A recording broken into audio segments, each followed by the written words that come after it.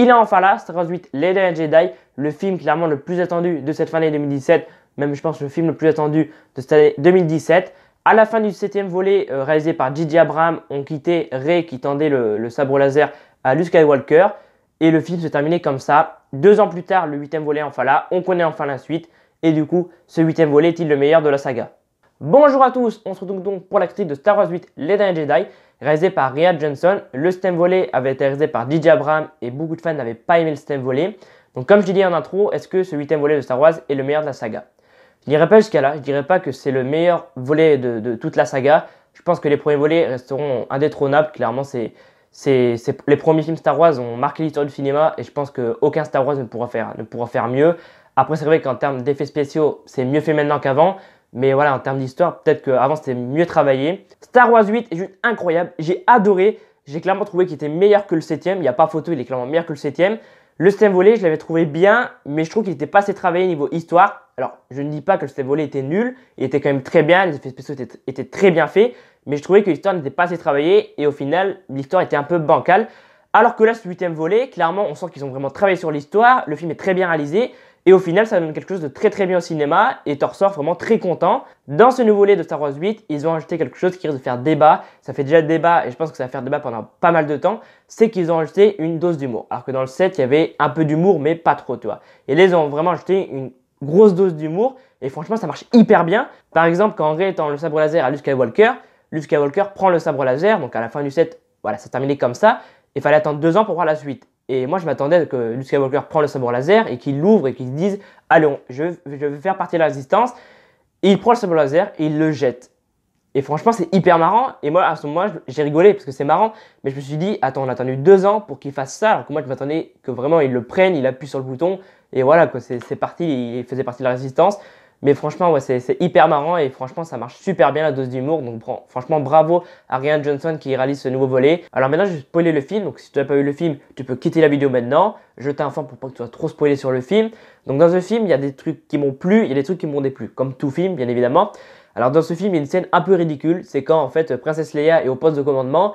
Et en fait, il y a Kylo Ren qui est en vaisseau. Il s'apprête à tirer sur sa mère. Sauf qu'en fait, c'est les soldats de Kylo Ren qui est du premier ordre qui tirent. Et en fait, la princesse Leia se retrouve dans l'espace, à moitié gelée, et elle arrive grâce à la force. Donc, c'est Skywalker, mais bon, quand même, faut pas non plus pousser trop loin, quoi. Je pense, même si c'est Skywalker, à un moment donné, voilà, dans le film, il nous explique en fait que tout le monde peut avoir la force, clairement, tout le monde peut devenir un Jedi. Ensuite, dans ce 8e volet, il y a une nouvelle mort d'un personnage principal, c'est Luke Skywalker qui meurt. Dans le 7e volet, ils avaient fait mourir Han Solo, et là, dans ce 8e volet, ils font rire Luke Skywalker, parce qu'en fait, il y a eu un combat avec Kylo Ren. Et je ne vais pas vous expliquer tout en détail, vous verrez ça en allant voir le film. Mais il finit par mourir. Et moi, je trouvais ça dommage. Parce que pourquoi pas avoir fait mourir Princesse Leia alors que l'actrice Carrie Fisher est déjà morte. Et du coup, j'aurais trouvé ça mieux de faire mourir Princesse Leia. Après, peut-être qu'ils vont le faire mourir dans le 9. Qui sait, vu que dans le 7, Han Solo est mort. Dans le 8, Skywalker. Peut-être que dans le 9, ce sera Princesse Leia. Mais je pense qu'ils auraient dû faire mourir Princesse Leia plus que Luke Skywalker. Vu que l'actrice est déjà morte. Ça va faire pratiquement 1 an que Carrie Fisher est morte. Mais ouais, j'aurais préféré qu'ils fassent mourir Leia. Après, je ne sais pas ce qu'ils ont prévu de faire pour le 9, mais on verra tout ça dans le 9e volet. Ensuite, dans ce 8e volet, il y a pas mal de fonds verts. Bon, pas beaucoup, il y a quelques fonds verts à 2-3 moments. J'en ai remarqué 2-3 maximum, peut-être qu'il y en a plus.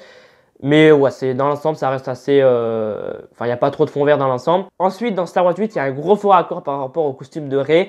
En fait, au début, elle a le costume blanc-gris, on peut dire. Ensuite, il se transforme en blanc et gris. Et ensuite, à la fin, il est gris et noir. Donc, je ne sais pas qu'est-ce qu'ont fait les réalisateurs de Star Wars 8. Mais clairement, ça se voit tout de suite. Vous verrez qu'elle change plus de fois de costume. Donc, je ne sais pas pourquoi, mais c'est bizarre. Et ensuite, il y a un retour inattendu. C'est que Maître Yoda est de retour dans Star Wars 8. Et franchement, ça fait du bien de le revoir. Clairement, Maître Yoda est mort. Et là, en fait, c'est Luke Skywalker qui a une vision et il voit Maître Yoda. Et franchement, ça fait hyper plaisir de revoir Maître Yoda. C'est juste ouf. J'espère qu'on le reverra dans le même volet peut-être. Mais franchement, ouais, c'est super cool de revoir Maître Yoda. Ensuite, il y a de gros points positifs pour ce film. C'est qu'il y a beaucoup d'humour et franchement, ça apporte un vent frais à Star Wars. Franchement, ça marche hyper bien. On sait que Marvel met beaucoup d'humour et que du coup, Marvel se font copier par tout le monde. Mais là, franchement, Star Wars, ça marche hyper bien et ça apporte vraiment un vent frais à la saga. Et j'espère que dans le 9, ils remettront encore une dose d'humour parce que ça marche franchement hyper bien. Dans ce nouveau volet Star Wars, il y a beaucoup de clins d'œil aux précédents opus. Enfin, moi, j'ai remarqué qu'il y avait plusieurs clins d'œil, peut-être que je me suis trompé, mais franchement j'ai trouvé que vraiment il faisait des clins d'œil à d'autres volets et je trouvais ça bien. Peut-être que dans le 7 il y avait déjà des clins d'œil mais j'avais pas remarqué, mais là dans le 8e volet j'ai trouvé que peut-être un ou deux moments il y avait des petits clins d'œil et franchement c'est très bien de faire ça et franchement j'ai adoré. Et ensuite l'histoire est très bonne, comme je l'ai dit avant, l'histoire j'ai trouvé que l'histoire était mieux réalisée que le 7e, enfin était mieux travaillée que le 7e, que le film était également mieux réalisé et qu'ils avaient vraiment travaillé dur sur ce film par rapport au 7e. Donc franchement, très bon film dans l'ensemble. Le film commence avec l'évacuation de la base de la Résistance qui est assiégée par le Premier Ordre. Poe Dameron, à bord de son X-Wing, empêche en fait un destroyer, donc un destroyer c'est un vaisseau énorme, il empêche ce destroyer de tirer sur les transports rebelles. Ce destroyer finit par être clairement détruit par la Résistance avec les bombardiers qu'ils avaient, mais à la fin il ne reste plus un seul bombardier et du coup Poe Dameron va se faire un peu clairement engueuler par Princesse Leia parce qu'ils ont perdu beaucoup de monde dans cette bataille alors que clairement en fait Princesse Leia avait demandé à Poe Dameron de se retirer mais il n'a pas écouté. Ils ont quand même réussi à détruire un destroyer donc franchement bravo à eux parce que c'était quand même très dur. Pendant une autre partie du film, Rey essaie de parler à Luke Skywalker pour qu'il vraiment il vienne rejoindre la Résistance et il finit par céder et il finit par l'entraîner, donc Luke Skywalker finit par entraîner Rey. Pendant ce temps, la Résistance est en difficulté par rapport au Premier Ordre parce que le Premier Ordre possède une nouvelle technologie qui leur permet de suivre la flotte rebelle en hyper vitesse et la Résistance commence à manquer de carburant. Finn s'est réveillé et il décide de déserter comme la Résistance est en difficulté pour prévenir Rey en fait de ne pas rejoindre la Résistance, mais ses plans vont être contrariés par Rose qui est un nouveau personnage en fait et on sent vraiment que ce personnage est juste il est incroyable parce qu'on sent vraiment que clairement, tu t'attaches très vite à son personnage et on sent qu'ils mettent les bases pour le même volet, pour le 10e, 11e, 12e, enfin pour une nouvelle trilogie parce que je pense qu'il y aura une nouvelle trilogie, mais j'en parlerai juste après. Donc du coup, ses plans vont être contrariés par Rose. Rose et Finn se lancent donc dans une mission pour désactiver le traceur du Premier Ordre qui leur permet du coup au Premier Ordre de suivre la Résistance. Mais ils ont besoin d'un pirate informatique vraiment de haut vol. Et en fait, Maz va leur en recommander un. Donc Maz, on l'a vu dans le 7e volet. Et là, on la voit, mais elle est en train de se battre clairement. Elle est vraiment en plein dans la Résistance elle aussi. Et elle leur recommande quelqu'un qui est sur une nouvelle planète. Et ils y vont, mais ça va pas se passer comme prévu. Rey et Kylo Ren se retrouvent en communication alors qu'ils sont à des années-lumière l'un de l'autre. En fait, ils se voient, donc ils se voient l'un à l'autre, ils se parlent.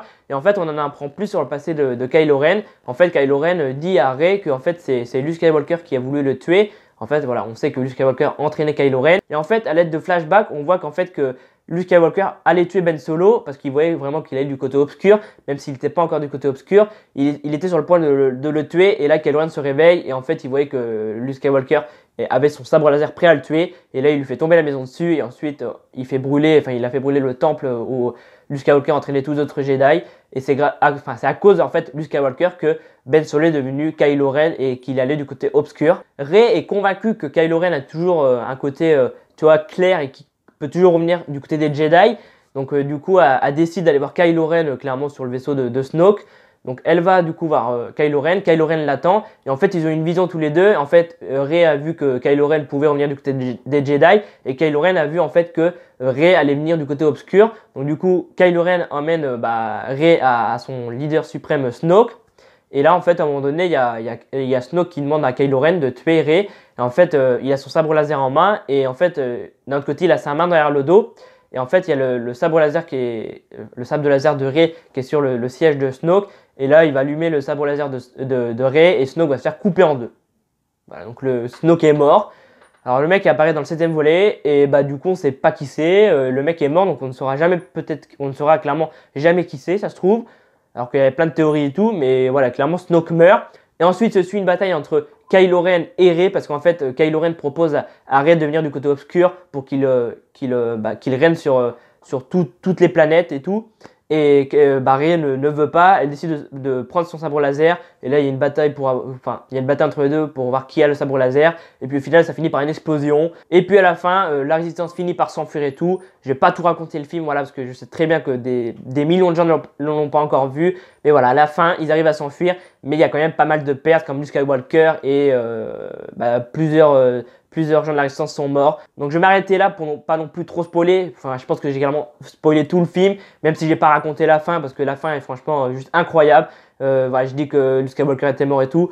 Donc voilà, je m'arrête ici parce que sinon je vais raconter tout le film. Et c'est la fin de la vidéo. J'espère que cette critique résumée, avis sur Star Wars 8 Les Derniers Jedi vous aura plu. Si c'est le t'a plu, c'est pas mettre un pouce bleu, ça fait toujours plaisir. Et tu peux essayer de me suivre sur les réseaux sociaux qui sont juste dans la description et à la fin de la vidéo. Et moi, du coup, je vous retrouve bientôt pour une nouvelle critique. Tu peux aussi t'abonner à la chaîne YouTube en cliquant sur le logo juste ici. C'était Alban F. Salut à tous. On débarque, ouvre le dico, on fait du rap avec n'importe quel mot. Tu prends ta claque en 2 minutes chrono. C'est qui? Squeezie, Oli, Big Flow. Quand on débarque, ouvre le dico, on fait du rap avec n'importe quel mot. Tu prends ta claque.